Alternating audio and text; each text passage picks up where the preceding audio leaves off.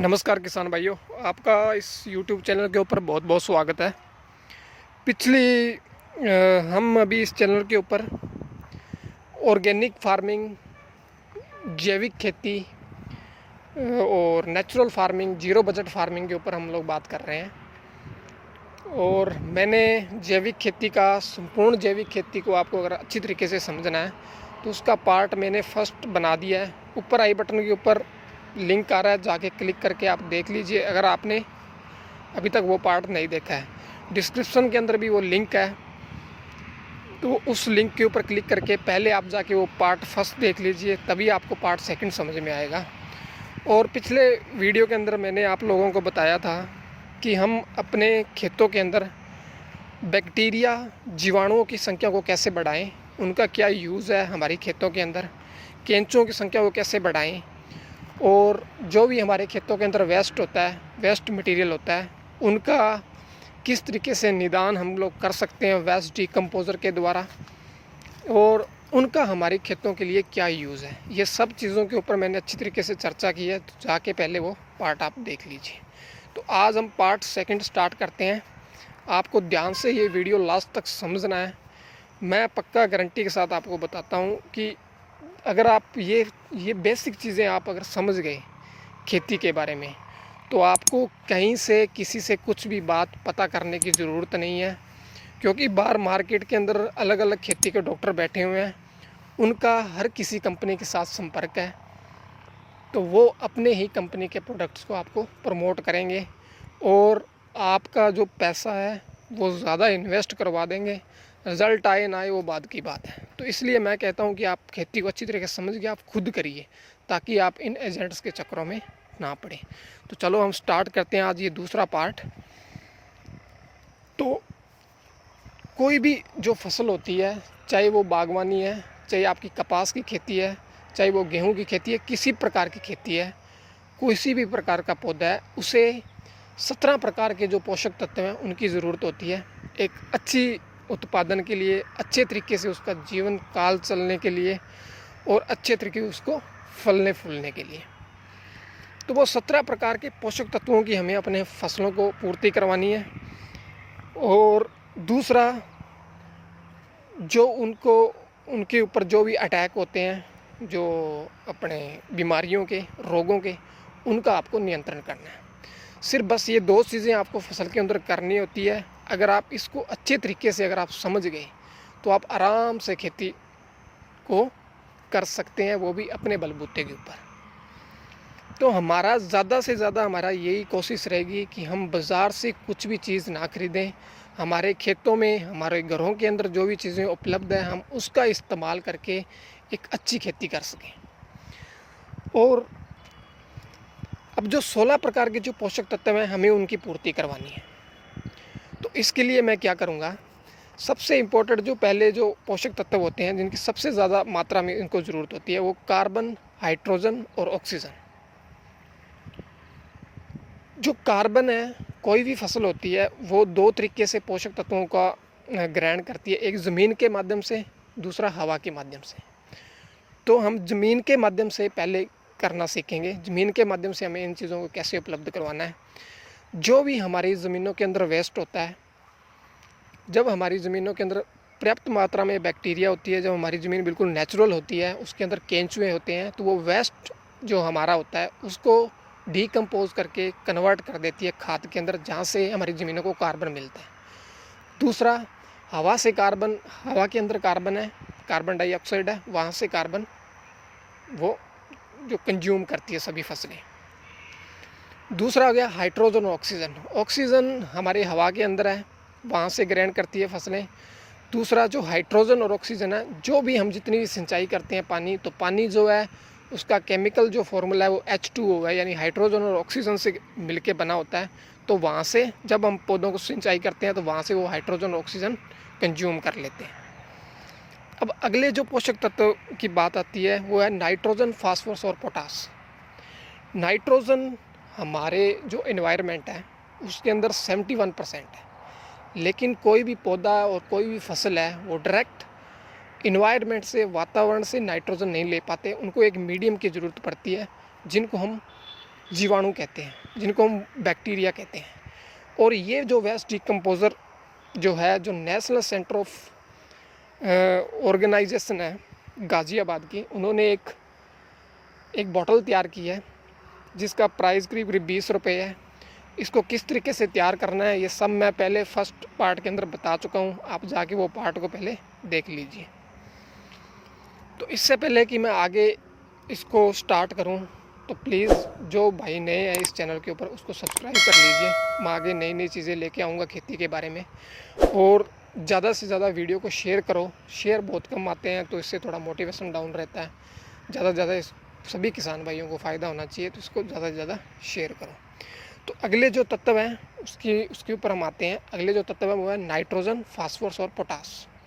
Nitrogen के ऊपर मैंने बात की थी कि वो डायरेक्ट नहीं ले पाते, उनके जीवाणुओं की ज़रूरत पड़ती है। जीवाणु हम वेस्ट डिकम्पोज़र 500 से 1000 लीटर प्रति एकड़ पानी के साथ हमें देना है, तब वो जीवाणु जो है वो जड़ों के अंदर जाके वहाँ चिपक जाते हैं और वो डायरेक्ट नाइट्रोजन इन्वायरमेंट से लेके पौधों को उपलब्ध करवाते हैं।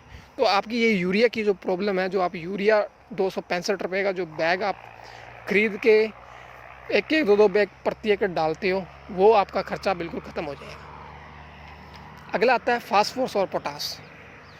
बहुत सारे स्टेट हैं, पंजाब, हरियाणा, राजस्थान, इस साइड एक एक बैग फास्फोरस का डाल रहे हैं, डीएपी का, पोटास का डाल रहे हैं। इतना ज़्यादा डालने की ज़रूरत नहीं है। हम एक ये यहाँ पे बैरल पड़ा हुआ है, ये हमने बैरल लेना है जो वेस्ट डिकम्पोज़र से भरा हुआ है।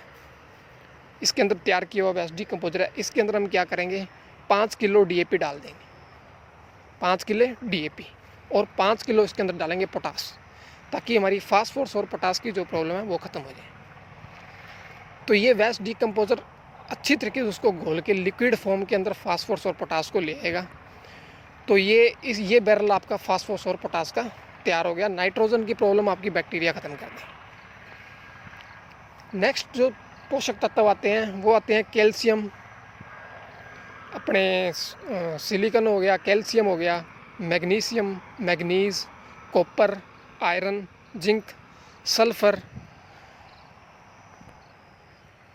और ये जो सूक्ष्म पोषक तत्व हैं, इन सब की जो पूर्ति हम कैसे करेंगे, हम एक साइड में ये एक बैरल और लेंगे, वो फास्फोरस पोटास का बैरल है, उसको आप साइड में रखिए। ये हम एक बैरल और लेंगे, ये 200 लीटर का बैरल है, इसको आधा आपको वेस्ट डिकम्पोज़र से भर लेना है। तैयार किया हुआ वेस्ट डिकम्पोज़र, उससे आधा आपको भर लेना है।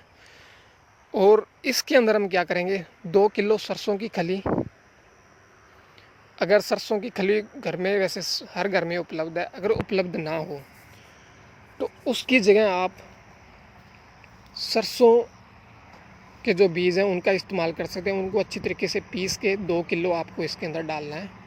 दूसरा, आपको मूंग दाल को 2 किलो लेके अच्छी तरीके से उसको पीस लेना है और पाउडर फॉर्म बना लेनी है उसकी, उसके बाद आप इस बैरल के अंदर डालोगे।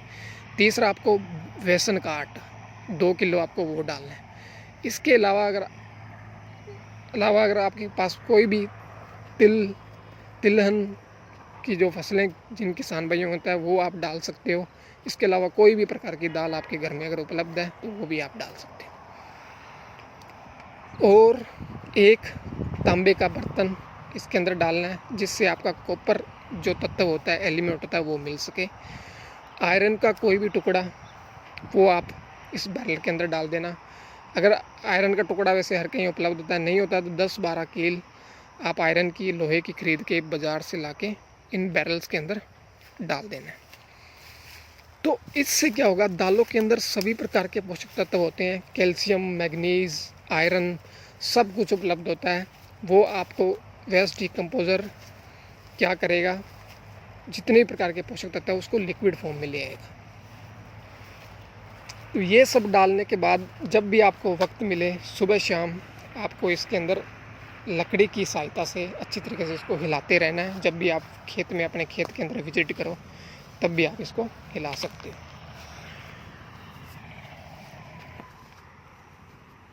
तो ये सभी प्रकार के बाकी के पोषक तत्व है वो इसके अंदर उपलब्ध हो जाएंगे। 7 से 8 दिन के अंदर ये अच्छी तरीके से काम करता है, तैयार हो जाता है। इसके बाद ये इस्तेमाल करने के लिए रेडी होता है। तो हमारे पास नाइट्रोजन की प्रॉब्लम ख़त्म, फास्फोरस पोटास सभी प्रकार के पोषक तत्व आ गए, बाकी के जो पोषक तत्व बचे हुए हैं वो इसके अंदर आ गए। अब हम इसका इस्तेमाल दो तरीके से करेंगे। इसको पहला तरीका है, जब भी आप कोई भी फसल में अंदर सिंचाई लगाओगे तो ये दूसरा जो ये एक बैरल आपको अपने इस ऊपर रखना है जिसके थ्रू पानी लगता है आपके खेतों के अंदर। इसके अंदर आप क्या करोगे, ये पूरा वेस्ट डिकम्पोजर से भरा हुआ है। ये जो फास्फोरस और पोटास का जो बैरल है इसमें से एक बाल्टी 20 लीटर की भरोगे और ये वाले बैरल के अंदर आप डाल दोगे, जिससे आपके फास्फोरस और पोटास इस बैरल के अंदर आ जाएंगे। उसके बाद सूक्ष्म पोषक तत्वों क्या करोगे, आपको 10 लीटर इस वाले बैरल से छन्नी की सहायता से, कोई भी छन्नी आप ले लेना, उस छन्नी उस चालनी की सहायता से अच्छी तरीके से छान के आप एक 10 लीटर की एक बकेट भर लेना। बाकी का जो मटेरियल जो छलनी का था वो वापस उस बैरल के अंदर डाल देना। ये 10 लीटर की जो बकेट है वो आपको इस वाले ड्रम के अंदर डाल देनी है। तो अब इसके अंदर सभी प्रकार के जितने भी 16-17 पोषक तत्व हैं वो इसके अंदर आ चुके हैं। अब आप जब भी आप सिंचाई लगाओगे धीरे धीरे इसको आपको खोल देना है, ताकि ये 500 से 1000 लीटर, 500 लीटर आप मान के चलिए, 500 लीटर आपको पानी के साथ ये इस प्रकार के अनुपात में आपको देना है। अब अगली बात और दूसरी बात होती है, हम जैविक कीटनाशक को भी बनाना है। जैविक कीटनाशक बनाने के लिए जो भी ज़मीनों के अंदर रोग होते हैं, कई प्रकार के रोग लगते हैं, ज़मीनों के अंदर भी बहुत सारे रोग होते हैं, उनको दूर करने के लिए हम एक पावरफुल जैविक कीटनाशक तैयार करेंगे। पहले उसको तैयार करने के लिए हमें क्या करना है, आपके खेतों के अंदर बकेन होगी, वहाँ से 2-1 किलो उसके पत्ते ले लीजिए। अच्छी तरीके से उसके पत्ते 2-1 किलो आप कलेक्ट कर लीजिए। आपके खेत के अंदर आग के पौधे होंगे, वहाँ से 2 किलो आप उनके जो फ्रूट हैं या उनके पत्ते हैं वो सब आप ले लीजिए। आपके खेतों के अंदर भांग होती है, भांग 2 किलो आप भांग ले लीजिए। और आपके खेतों के अंदर नीम भी उपलब्ध होता है, 2 किलो नीम। और वहाँ से अगर निबोली कलेक्ट कर सकते हो 1-2 किलो आप वो भी कलेक्ट कर लीजिए। बकेन के जो फल होते हैं जिसको निबोली बोलते हैं, वहाँ से आप किलो 1 वो भी ले लीजिए। थोड़ी सी कोई 250 ग्राम हरी मिर्च, कुछ 100 ग्राम के आसपास आप हल्दी ले लीजिए और इनको अच्छी तरीके से चटनी बना के पीस के आपको, अगर आपको जल्दी तैयार करना है तो आप एक बड़ा बर्तन ले लीजिए और बर्तन लेने के बाद आप इसको एक बर्तन के अंदर डाल के अच्छे तरीके से इसको उबालिए। अच्छे तरीके से उबालिए, अच्छी तरीके जब इसका रस पानी के अंदर आ जाएगा तो वो आप जो आपका वेस्ट मटेरियल है उसको आप निकाल लीजिए और इसको अच्छी तरीके से छान के एक अलग कुछ 50 लीटर या कुछ 100 लीटर के जो आपका बैरल है उसके अंदर डाल के उसको ढक के रख दीजिए। और आपको क्या करना है, 5 लीटर आपको ये ले लेना है। 5 लीटर ये लेके आपको इस वाले बैरल के अंदर डाल देना है। तो आपके खेतों के अंदर ज़मीनों में आपको किसी प्रकार की जो बीमारी है वो नहीं आएगी। तो ये हमारा जो काम है वो हो गया ज़मीनों के थ्रू। अगली चीज़, आपको अब अपनी फसलों को स्प्रे के माध्यम से भी आप पोषक तत्व उपलब्ध आपको करवाने हैं। ज़्यादा नहीं तो आप एक फसल के अंदर 3 स्प्रे इसकी कर सकते हैं। इसके लिए आप क्या करते हैं, जो आपका टैंक है जिसके थ्रू आप स्प्रे करते हैं उसके अंदर आप 20% आपको तैयार किया हुआ वेस्ट डिकम्पोज़र लेना है और 2.5% 2000 लीटर टैंकी के अंदर 2.5% आपको डालना है माइक्रो न्यूट्रिएंट्स, जो हम लोगों ने दालों से जिस हिसाब से हम लोगों ने तैयार किया था। और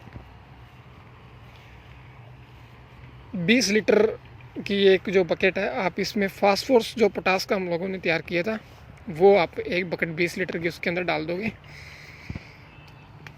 और जो जैविक कीटनाशक है वो आपको रोगों के अनुसार, जिस प्रकार की आपकी फसलों के अंदर रोग अगर ज़्यादा अटैक कर रहे हैं तो आप उसकी क्वांटिटी 5% तक बढ़ा दो। और अगर ज़्यादा अटैक नहीं है, ठीक है, अगर आपको फर्स्ट स्प्रे या सेकंड या थर्ड स्प्रे कर रहे हो तो आप उसके अंदर 2.5% एक 50 लीटर की तैयार किया हुआ जो जैविक कीटनाशक है जो मैंने आपको बताया था वो आप इस 2000 लीटर की टैंकी के अंदर डाल दोगे। और बाकी आप इसके अंदर पूरा पानी से इसको भर लेना पूरे टैंकर को, और उसके बाद आपको 3 स्प्रे एक फसल के अंदर करनी है, 3 स्प्रे, जिससे आपको पोषक तत्व आपको स्प्रे के माध्यम से फास्फोरस, पोटास, बैक्टीरिया की वजह से नाइट्रोजन और बाकी सभी प्रकार के जो सूक्ष्म पोषक तत्व है वो आपकी फसलों को मिल जाएंगे। और दूसरा आपने जो पावरफुल जो जैविक कीटनाशक जो आपने बनाया है उससे आपके फसलों के रोग भी नियंत्रण हो जाएंगे। तो बिल्कुल सिंपल सा मेथड है। ये दोनों वीडियो आप अच्छी तरीके से देख लीजिए, अच्छी तरीके से समझ लीजिए। इसके अलावा आपको कुछ भी करने की ज़रूरत नहीं है।